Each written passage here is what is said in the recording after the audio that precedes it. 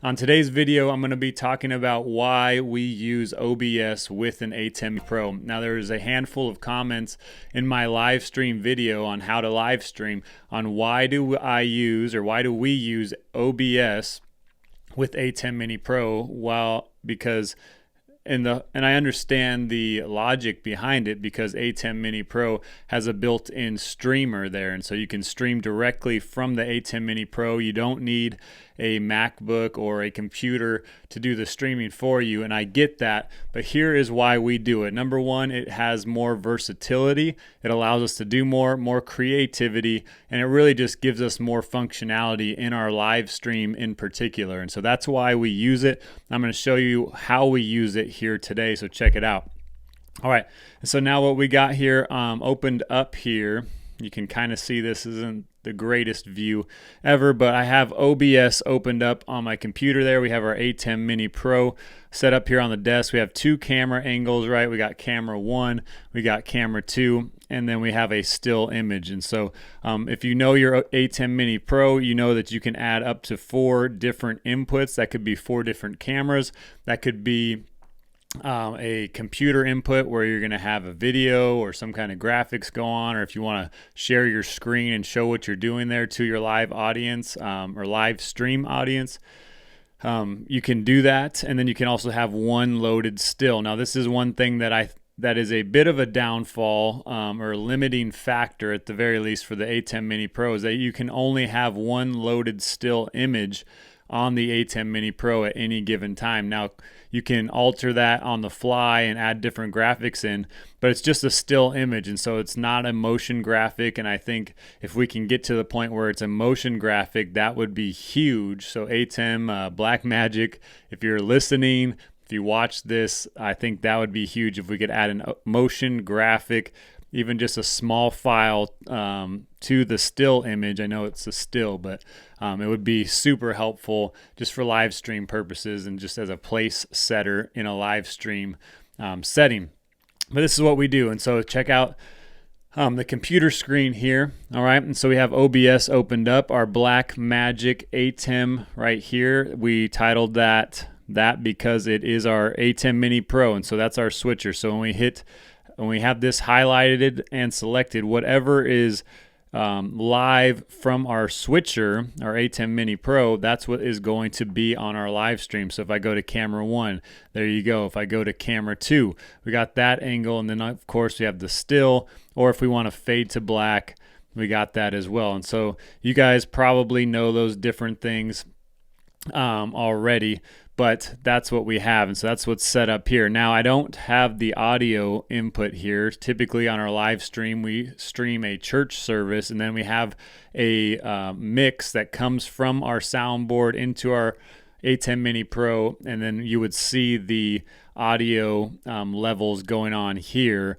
whether that's music, someone speaking, announcements, the teaching, etc. You would see all that happening here. You don't see that right now because I don't have that set up here, just for sake of making it a little easier to set up here. So what we do, we're a church service. Typically we have our initial welcome, all that good stuff, and then we go into a time of worship and praise, which after that, which is about 20 minutes or so, then we go to a meet and greet. Now on our in-person audience, that's very easy. Like, hey, take a moment, greet those around you, get some coffee, get a bagel, and then get your seat. We'll get started here shortly.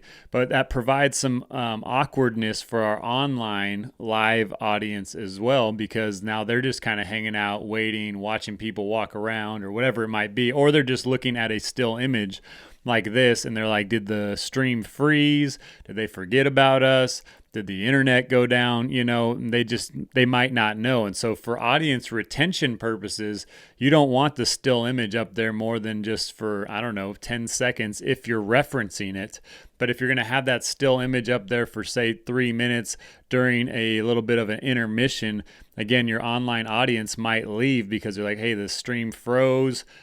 They're not here. I don't know what's going on. And so OBS gives us some options here. And so while we're here, right, say in our setting, right, worship just ended, we say, hey, take a minute, greet those around you, get some coffee, all that good stuff. Well, now what we've done with OBS is we have preloaded a video that we recorded.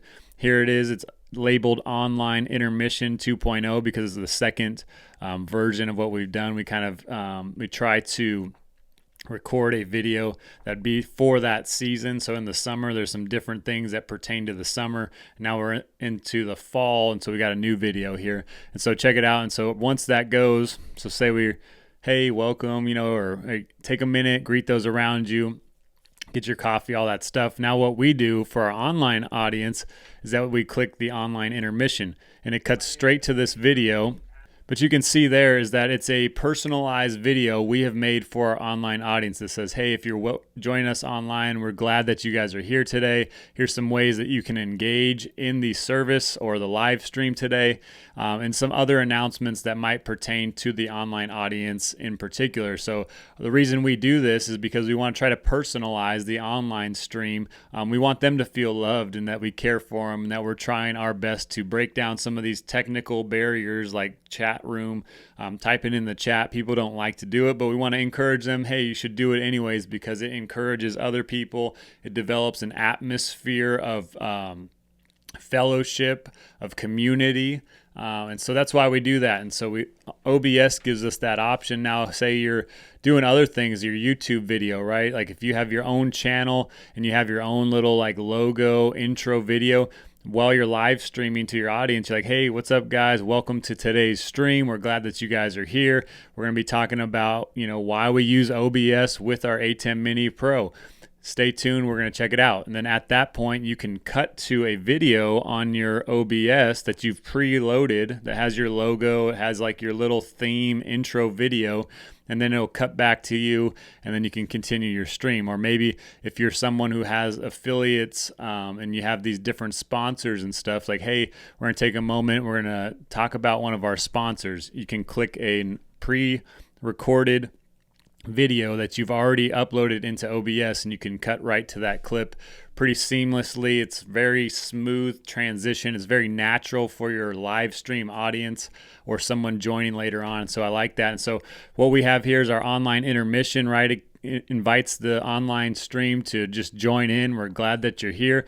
After this video ends, we have a motion graphic that one of our team members made, and she did a great job. And so as you can see is that it's a pretty simple graphic overall, but it has some motion and movement in there so that the live stream knows, for one, the video didn't freeze. You're in the right place. It's still going. It's live. And then it just says simply, welcome, we will begin soon. So, hey, hang in there, grab your coffee kind of thing. We're going to begin shortly.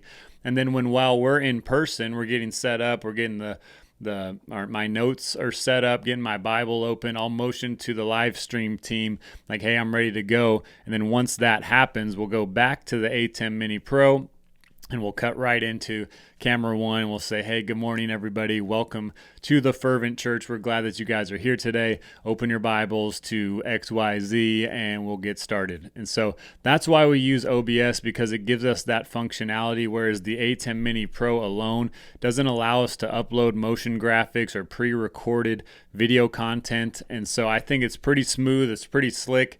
And if you're not using OBS already, you should definitely at least look into it and play around with it. It's free. That's number one. So it's free. It's free resources for you, a free tool to add to your tool belt. So why not look into it? And if it adds value to the content that you're creating, again, why not look into it if it's already free? And so just play around with it. Maybe you'll like it. Maybe you won't. That's okay. But I wanted to make this video just to show you this is why we use OBS with our ATEM Mini Pro.